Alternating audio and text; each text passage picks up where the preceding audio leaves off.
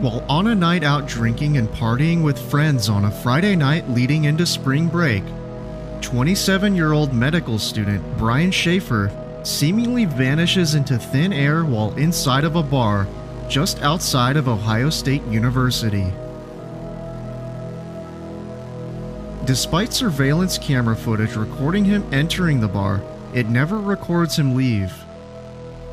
Despite extensive efforts by both the public and by the police, no trace of Brian has ever been found since, and his whereabouts remain a mystery to this day.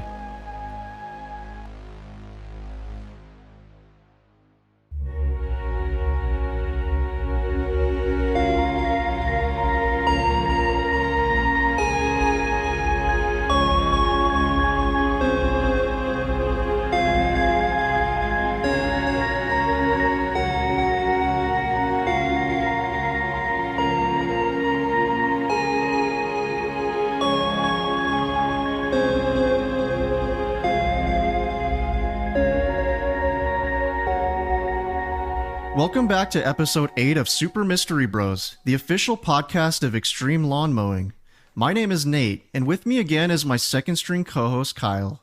So before we begin, I just want to say something up front real quick. I was going to release what was going to be episode 8 last weekend, but since Ivan's been too deep in his coursework to study the topic that we were going to be covering, what I did was I called Kyle back to active duty, and this time we chose a different topic to go over. So what was going to be episode 8 is going to become episode 9, and the mystery regarding the disappearance of Brian Shaffer is going to be episode 8. So I'd like to just apologize up front if I got anybody's hopes up with that short teaser trailer that I released a couple weeks ago.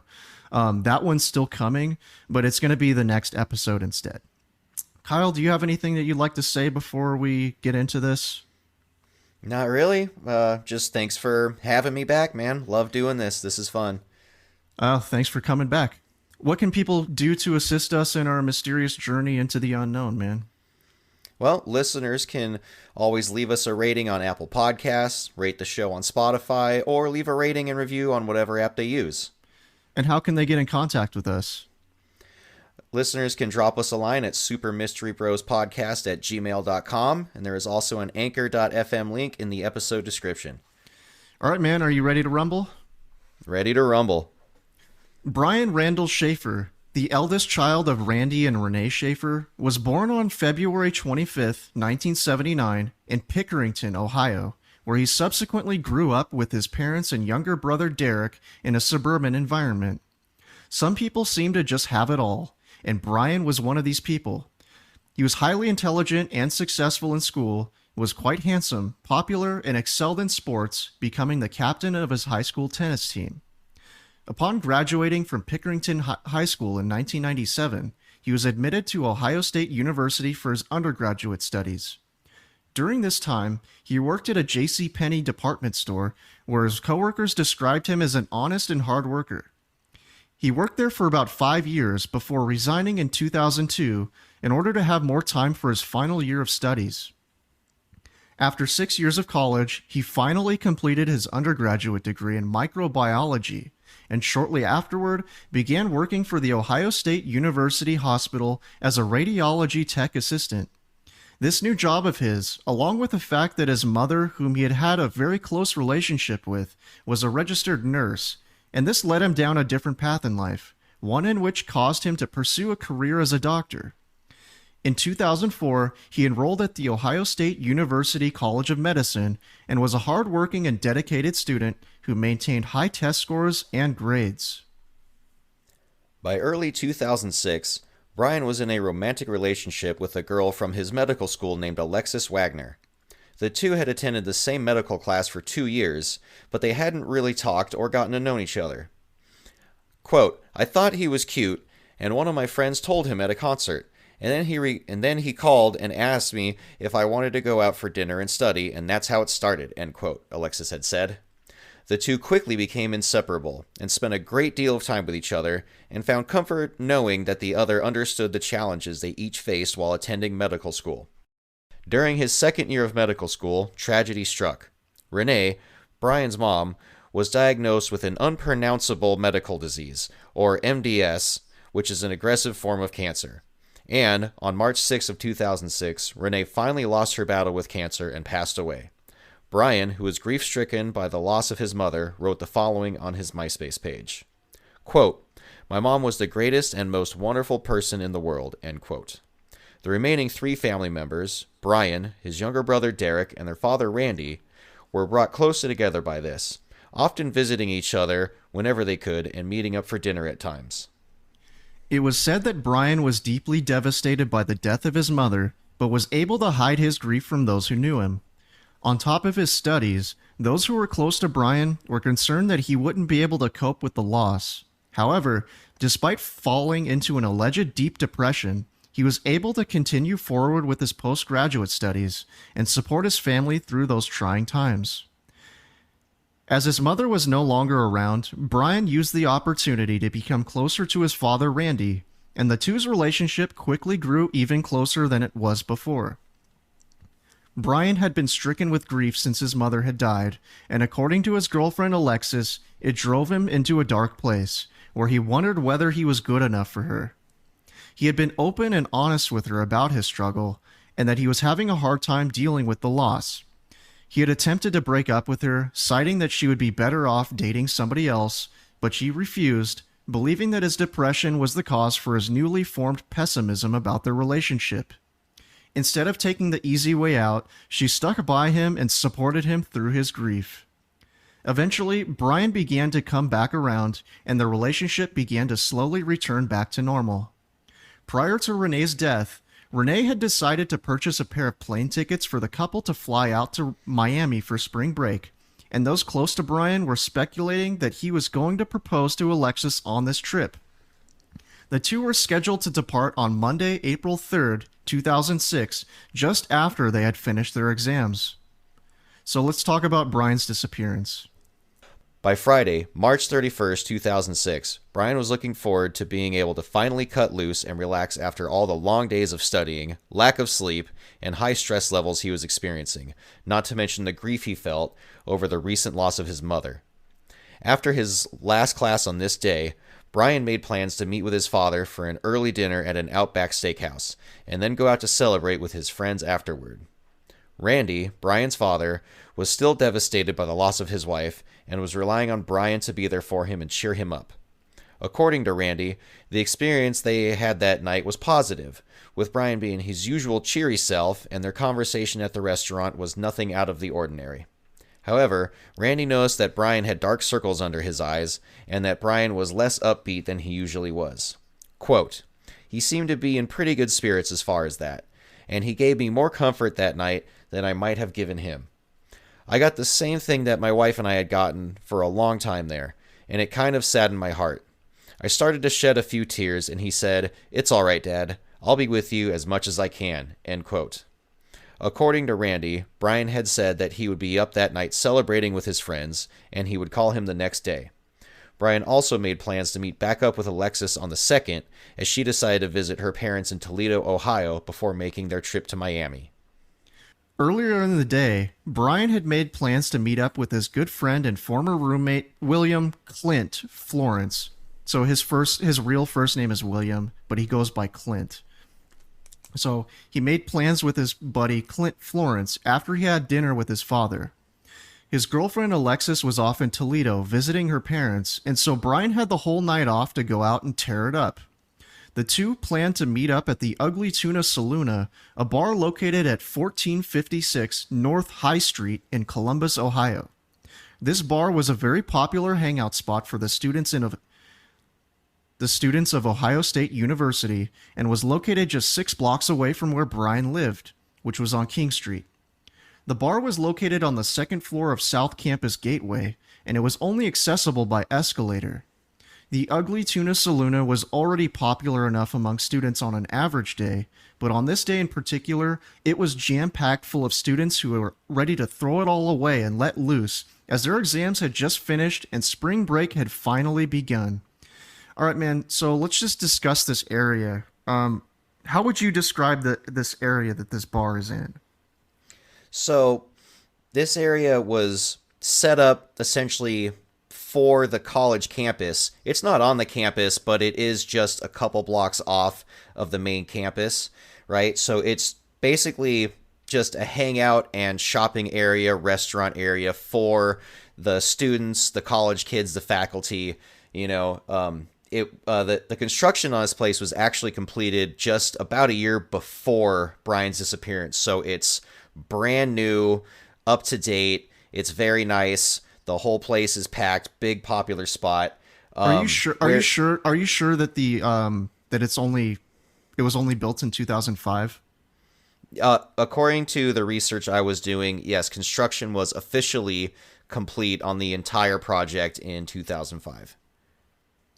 Interesting. Okay. I would like to put an asterisk next to that because I'm not sure if that's true because I think this place has been around for longer than that. But anyway, well, yeah, I don't know how much it matters. Yeah, probably not that much. But it started out as an area of just like derelict bars and things, kind of like the old gas lamp quarter from where we grew up. It was really run down, and then the city renovated the whole area, and now it's a really poppin', expensive place to hang out. So this is kind of like the same project, hundreds of millions of dollars to renovate 3 city blocks, essentially. Yeah, exactly. So in essence, it's kind of like a 2-story mini mall, and the Ugly Tuna Saloon would be on the second floor of this building. But in order to get to it, you would have to go in through these double glass doors and then up. You have to ride an escalator up to this platform, which you would turn right, and then the entrance to the Ugly Tuna Saloon would be right there. So it's kind of a weird setup. Yeah, it's a very weird setup because also at the top of the escalator to the left is a movie theater. So you essentially are walking into the lobby of a movie theater, but if you just look to your right, there's an entrance to a bar that's totally separate from the movie theater. It's a very interesting setup. Yeah, so in this area, I've been on Street View, Google Street Views. In October of 2007 is like the earliest time that you can see this area. So it's about a year and a half after Brian's disappearance, but I would assume that the area didn't change very much in a year and a half. There's like a Wendy's across the street to the south, which is pretty bomb. But nowadays it's not there. They knocked it down and they built some soulless looking apartment building where the Wendy's used to be, which is kind of a tragedy for another day to go over. It's the tragedy of most good spots and landmarks is they bulldoze them down to put more high-rise apartment buildings. And by high-rise, I mean anything over 2 stories. Yeah, right. All right, well, why don't you move on with the story, man? At around 9 p.m., Brian and his friend Clint rode the escalator up to the second floor and entered the Ugly Tuna Saloon. Brian had invited his younger brother Derek out to join them at the Ugly Tuna Saloon, but he was out watching a show at a comedy club called The Funny Bone. He initially told Brian that he would meet up with them after the show, but after the show had finally concluded, he felt too tired to come out and join them. Quote, "We were trying to meet up. I had been to a comedy club in Columbus, but it was late. Marin, my girlfriend, and I were headed back to where I live and met with a friend at a local bar instead," end quote, Derek later recalled. At about 10 p.m., Brian called his girlfriend Alexis and expressed how much he loved her and missed her. So I don't want to play the voicemail because it's just too garbled and hard to understand, but basically he just leaves a quick voicemail. He says, "Hey, gorgeous," something like, "I just wanted to call and say you're an amazing woman and I love you, so all right, bye." So that's basically the only thing that he left on the voicemail. After hanging up the phone, Brian and Clint exited the Ugly Tuna Saloon and made their way down the street, going into bars along the way and doing a couple shots of alcohol at each, before then moving on to the next bar on their journey. They continued bar hopping while making their way toward the Arena District when they walked into a bar called the Short North. At this bar, the two met their mutual friend, a woman by the name of Meredith Reed. At this point, it was almost midnight, and the two asked Meredith if she would give them a ride back to the Ugly Tuna. Meredith happily obliged and even agreed to go in and have a drink with them there. On this particular night, a local rock band was playing at the Ugly Tuna, and the place was jam-packed full of shit-faced college students. At 1:15 in the morning, the three were caught on CCTV riding the escalator up to the one and only entrance to the Ugly Tuna Saloona. Shortly before 2 a.m., Brian and Clint were captured on CCTV talking to two women just outside of the bar, near the top of the escalator. Brian, despite having a girlfriend, was said to have been flirting with one of the women and even took her phone number. The women soon left, and Brian and Clint turned around and walked back into the bar. Amongst an ocean of shit-faced college students, Brian slipped away, having told his friend that he wanted to go speak to the band as they finished their show and were packing up their gear. However, at some point, Meredith and Clint had lost sight of him, and, despite searching for him and calling out for him, he was nowhere to be found. Clint had tried calling Brian's cell phone, but his call went unanswered. Clint then sent him a text message asking him where he was, but still received no reply. As the activity in the bar began to wind down and the place was preparing to close, the two friends began to search high and low for him, going as far as to check the bathrooms to make sure that he didn't pass out in there. Hang on, man. Before you continue, I wanted to ask you, you've been in a band before. Oh, your dog's barking. Yeah. So that's all good. Give me a second. I gotta find out what they're barking at. Hey. Nice. All right, so before we were so rudely interrupted, I wanted to ask you, man. You were in a band before, so I wanted to ask you: is it normal for people to just come up to you after the show and like want to talk to you? Oh yeah, of course. So some people to say, hey, that was a good show. You guys rock. That's awesome. They shake your hand, and that's a really good feeling to have. Some people are drunk and they want to talk as you're trying to pack up and get the hell out of there. Sometimes rapidly because there's another band coming on, But yes, no, it is common for people to come up to you after a show. Fellow musicians, just people who enjoy music, or, like I said, people who are just drunk, just feeling friendly. Quote, Clint and Brian were talking about something, and Brian mentioned he was going up, toward the stage area, end quote, Meredith said later. As Brian couldn't be located, the two then assumed that Brian had slipped away and went home without them, and so the two decided to call it a night and leave without him. Allegedly, this was normal behavior for Brian, as he often wandered away from his friends. Saturday, April 1st. As the sun began to rise and turned the eastern portion of the Ohio sky into a stunning and beautiful primer gray glow, those close to Brian were still blissfully unaware that anything out of the ordinary was afoot. As Alexis woke up later that morning, she decided to give Brian a call, but was surprised as her phone call went unanswered. She decided that he was probably just sleeping off a hangover. However, as she began to call him again later in the morning, she began to become increasingly worried as her calls were still going unanswered. Alexis was later quoted as saying, quote, I was kind of starting to worry Saturday night, and by Sunday morning when I hadn't heard anything back, I was really thinking that there was something wrong, end quote. Soon, Brian's father Randy got involved, once Alexis became concerned enough to contact him. By this point, it was around 7 p.m. the following day. He called his son Derek, Brian's brother, and asked him to go to Brian's apartment to check up on him. But upon arrival, nothing seemed to be out of the ordinary. Brian's car was there, it was parked in its usual spot, his school books were still on his shelves, and his bed was neatly made, but Brian was nowhere to be found. Derek later recalled, quote, he asked if I could go to his apartment and see if he was there, so I drove to his place. The lights were on, so I thought, oh good, he's back home. But Alexis was there, not Brian. That's when we knew something was up. No one had talked to him or seen him since Friday night, end quote. Derek did not immediately panic, as he thought it was possible that he could have gotten too drunk and crashed at a friend's place, or that he was playing some sort of April Fool's prank on them. Alexis was quoted as saying, quote, I was kind of starting to worry Saturday night, and by Sunday morning when I hadn't heard anything, I was really thinking there was something wrong, end quote. By Sunday evening, Randy had filed a missing persons report, and an investigation was quickly launched. A $5,000 reward was put together by the Ohio State University College of Medicine and Public Health, and Crime Stoppers put up another $2,000. Brian's friends and family began putting up missing persons flyers all over the campus and surrounding area. Randy, who had been devastated by the loss of his wife just a couple weeks prior, was now dealing with the loss of his son.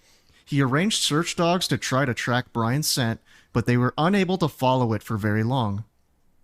Randy stated publicly, quote, "He means so much to me. I lost my wife. I don't want to lose my son too. Please help me find him." End quote. Police searched every dumpster and garbage receptacle in the surrounding area and even went down into the sewers to search for Brian, but turned up empty. Detectives had also obtained the CCTV footage from the bar's entrance that night. After painstakingly going through the footage and interviewing witnesses that were there that night, they were able to account for everyone who stepped foot into and out of the bar that night, everyone except for Brian. They were able to see him go into the bar, but not come out. Regarding the CCTV footage, Brian's brother Derek said the following, quote, "The police were just as confused as the rest of us. They did everything they could to try and find my brother. He looked like he was having a good time. Nothing seemed off at all." End quote. Police painstakingly analyzed the video footage and were able to account for every single person who was seen leaving the bar except for Brian. The only entrance to the bar that wasn't covered by a CCTV camera was through a back door that entered into the middle of a construction area. Police began to turn their attention toward the last two people who have seen Brian, Clint and Meredith. The police asked Meredith to take a polygraph test, which she readily agreed to and passed.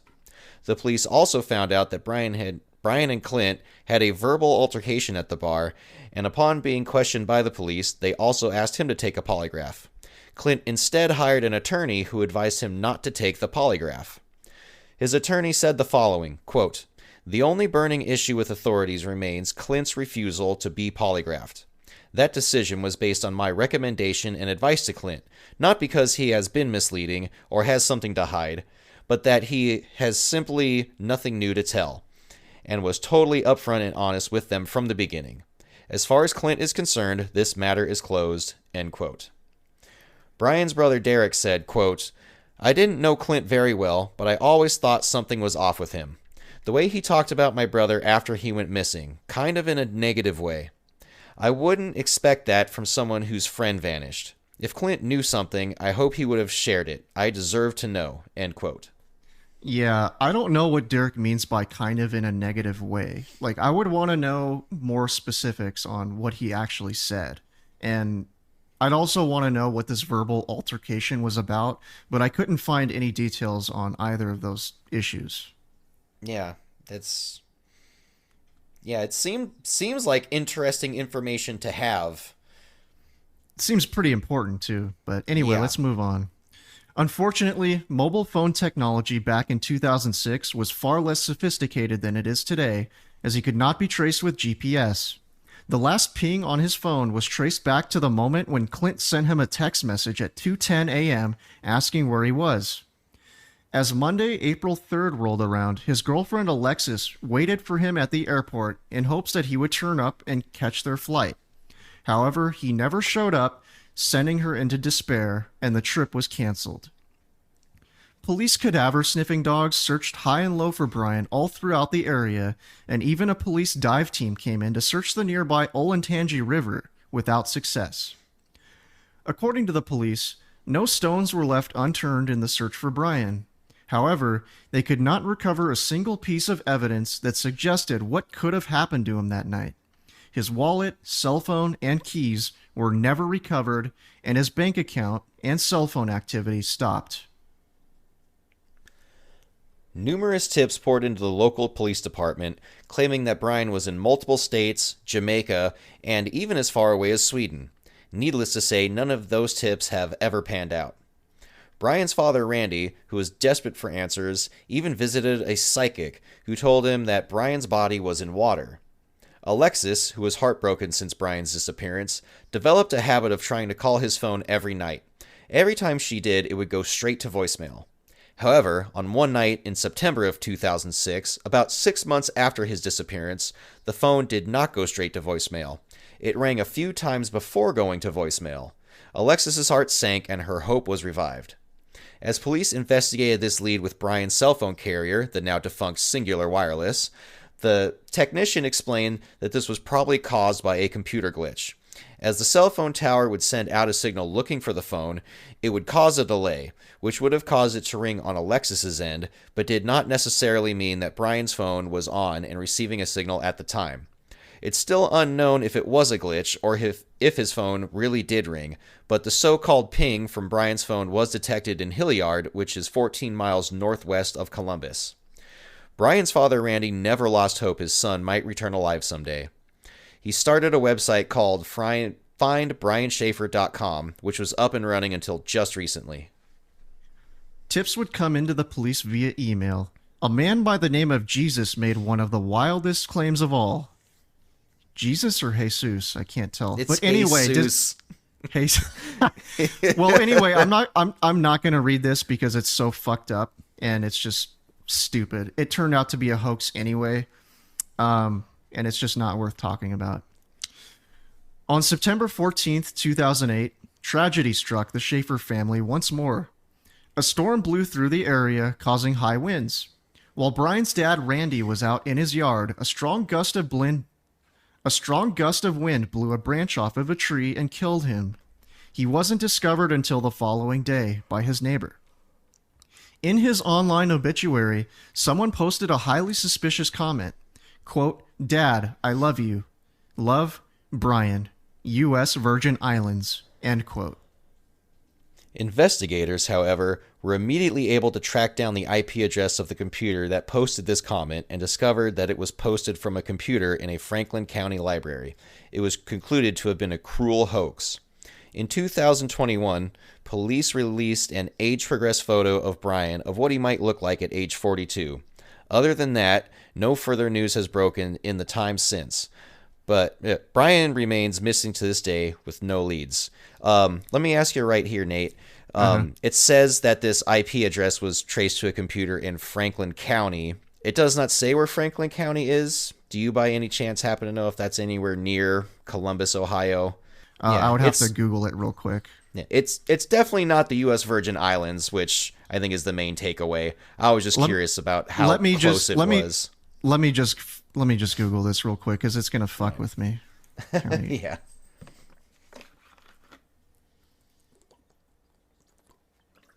It is in Ohio, according to Google Maps, and I guess that is the same county as Columbus, actually. Okay, so it's just a county library in the same county Columbus is. Yeah. Okay. So it was from a public library, probably somewhere in Columbus. Yeah. Yes. Anyway, moving on. At the time of Brian's disappearance, he was wearing an olive green short-sleeved polo shirt over a white long-sleeve shirt, blue jeans, white Adidas shoes, and a yellow rubber cancer awareness bracelet, which I think it's one of those Livestrong bracelets, if you remember those. Yes, I do. Brian is 6'2", 165 pounds at the time of his disappearance. He has light brown hair and hazel eyes. On his right bicep, he has a tattoo of a Pearl Jam Stickman figure. Brian has a black dot in the iris of his left eye. Central Ohio Crime Stoppers is offering a $100,000 reward for any information leading to Brian's whereabouts.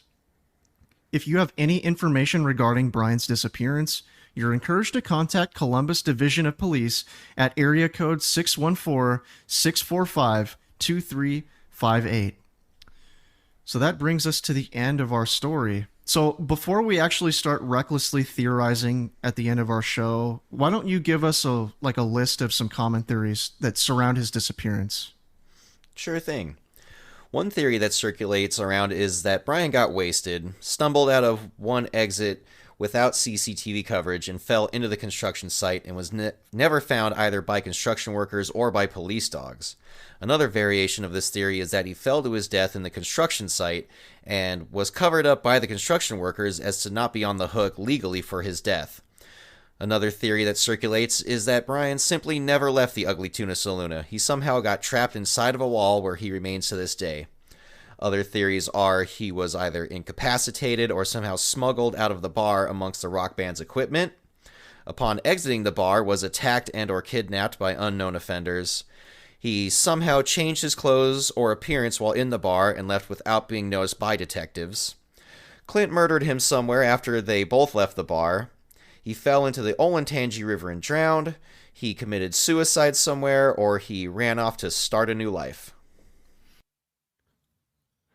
Hey guys, before I get into my theory here, this section of audio on my end was completely fucked. So I've got to re-record my theory at the end.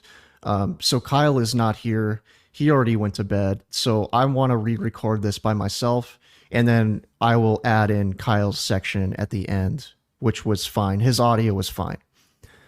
So for the first scenario I want to go over, I'm going to start by talking about a theory that I don't think is the most likely, and then I'm going to work up to my most likely theory. So I've got three. For the first one, and the least likely of the three, is I think that Brian would have left the bar without telling his friends. He could have wanted to go to Taco Bell, which was right across the street. Maybe he wanted to go get some food before going home. He was walking home, and then he met some sort of foul play while he was walking home. And in this scenario, it could have been a few different ways of meeting some sort of foul play. I was thinking in my head that maybe he got hit by a drunk driver, or like a couple people who were in this car drunk, and they just decided to drag him into their car before driving off with him to make sure that they didn't go to jail for hitting and killing somebody while they were drunk. So that was my number three choice. My number two choice would be that Meredith and Clint left together, and and Brian left separately from those two.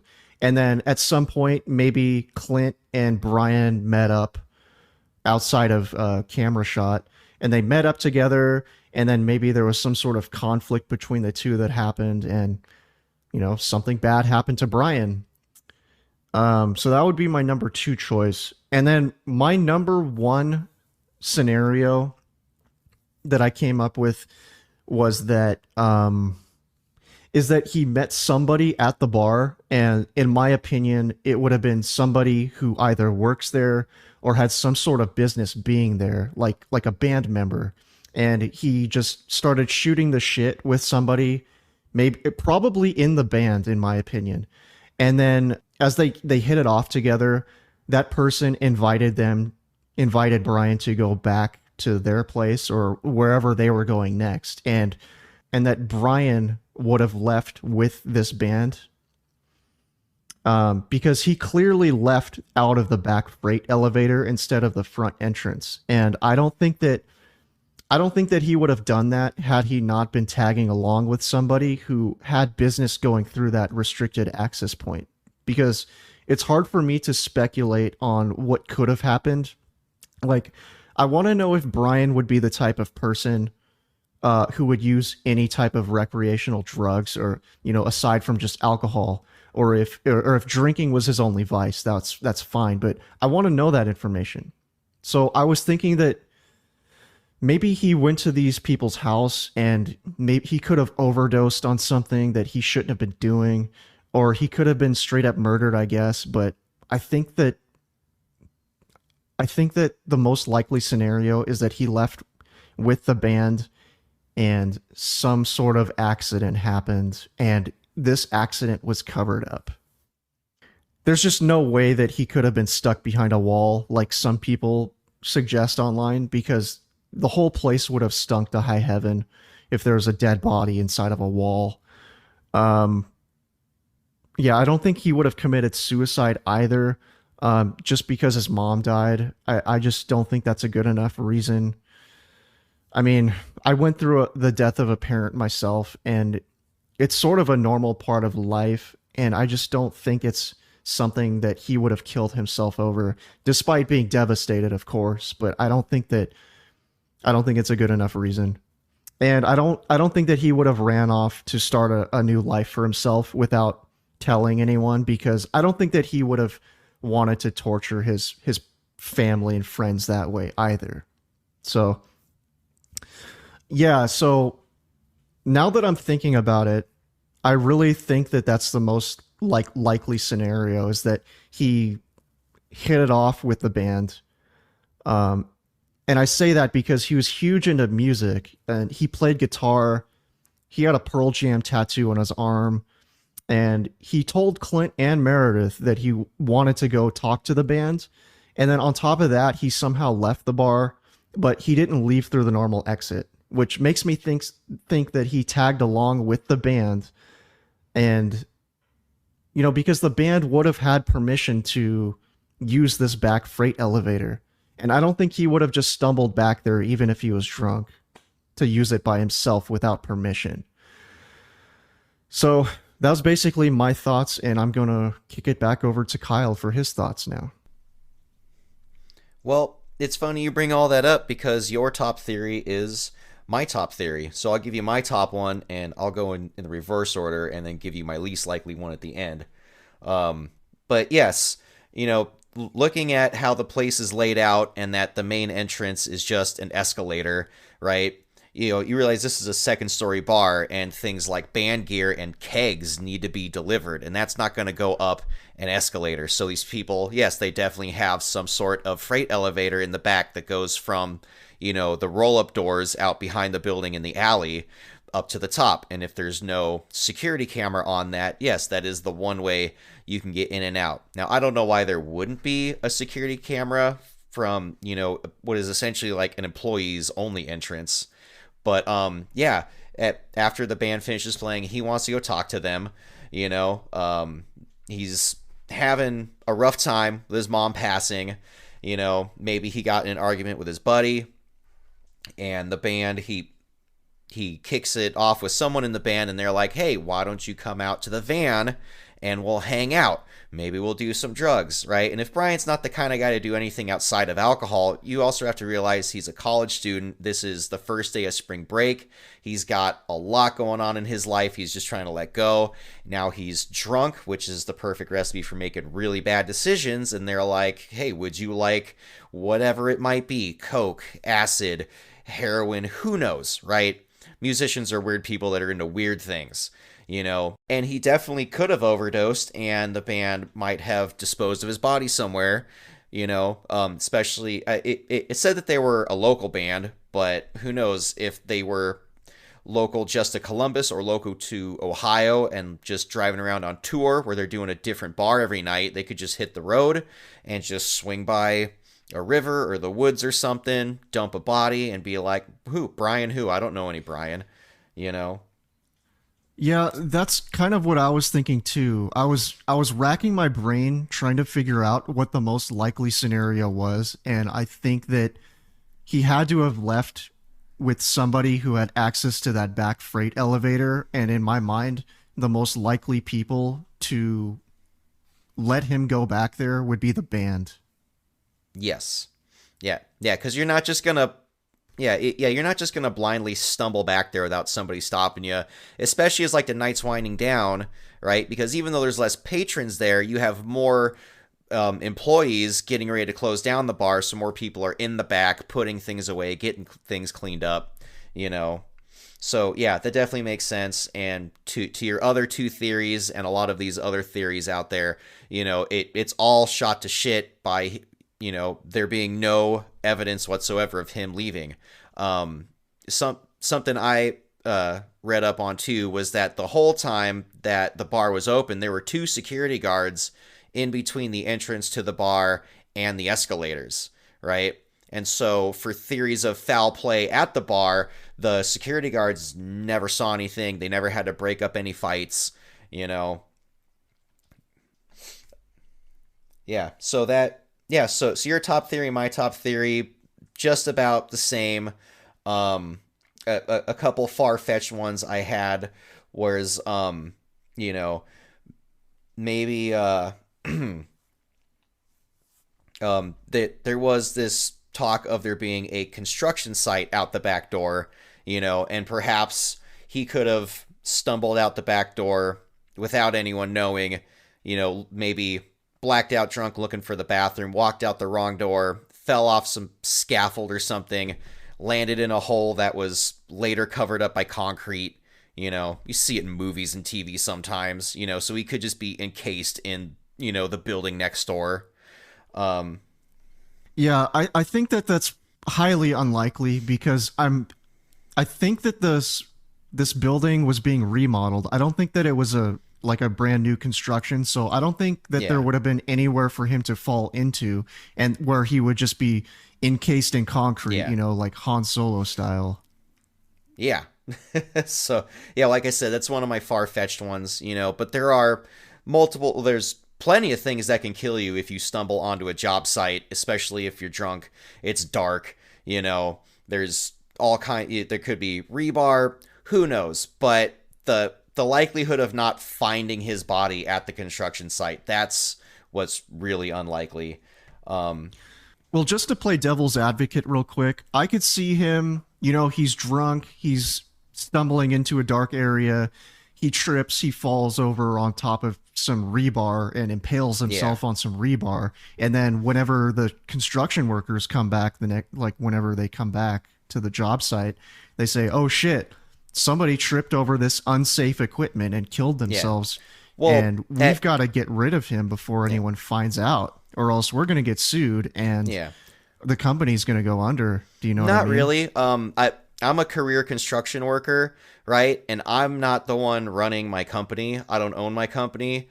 And so if I'm on the job site, the first person on the job site is certainly not the owner of the company or the person that's going to risk losing their business.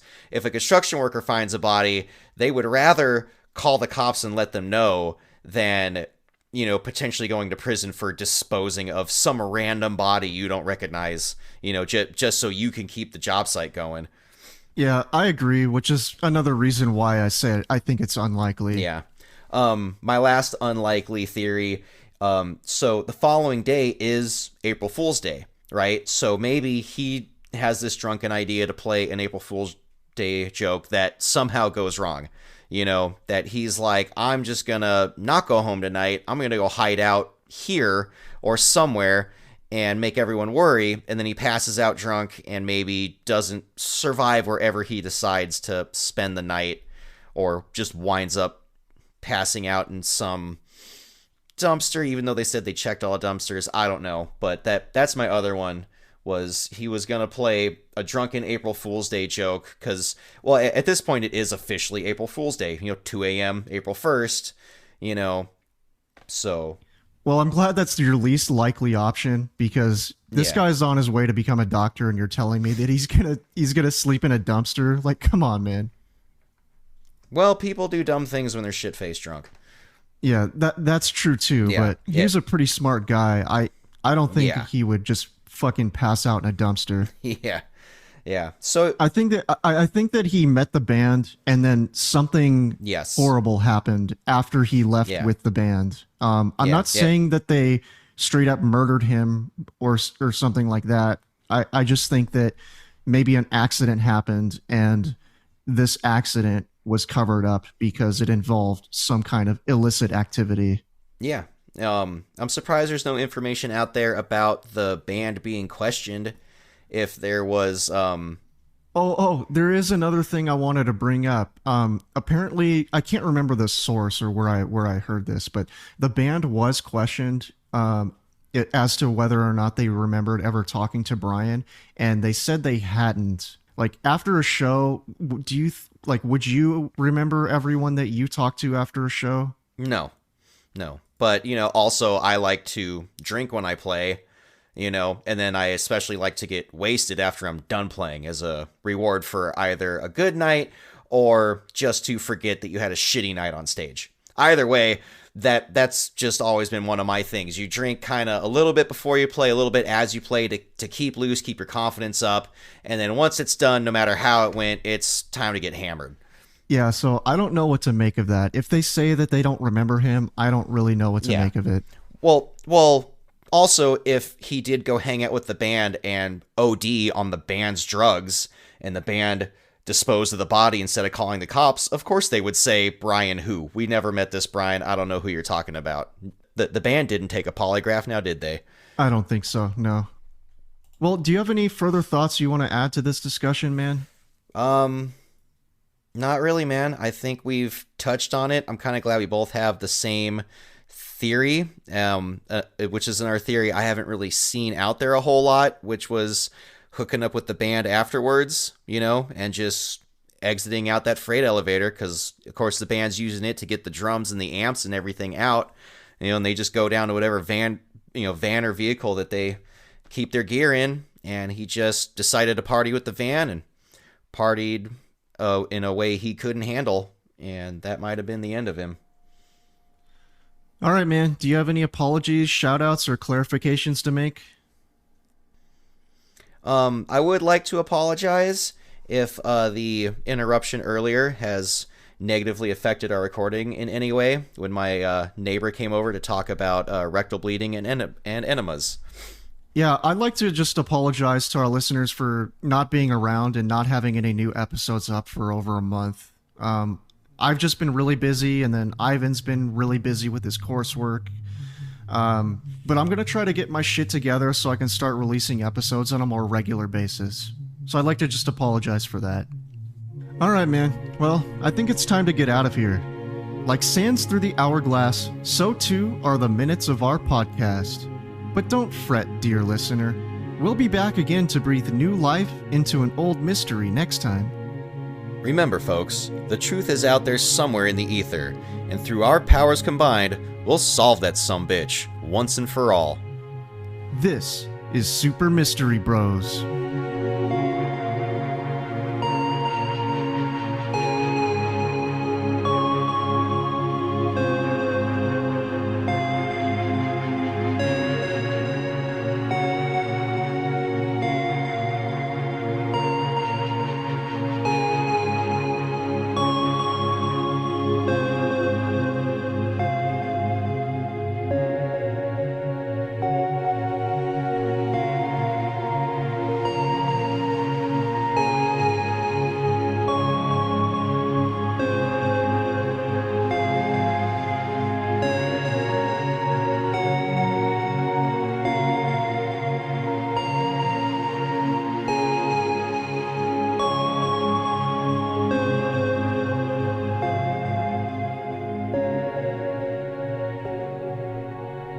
Man, I would cut off my big toe for JV's burritos. Yeah. Yeah, dude. Fuck. Yeah, I still have Even JDs even like for a like couple some times a some month. average taco shop burrito, you know. Fucking Roberto's. It's the most Yeah, basic California burrito, but it's damn good, man. It's yeah. damn good. Is it still there over on Claremont Yeah, Drive? fuck yeah, Still it's there? still there. Same quality or Yeah, pretty much. Although that $5 California burrito is now over $10.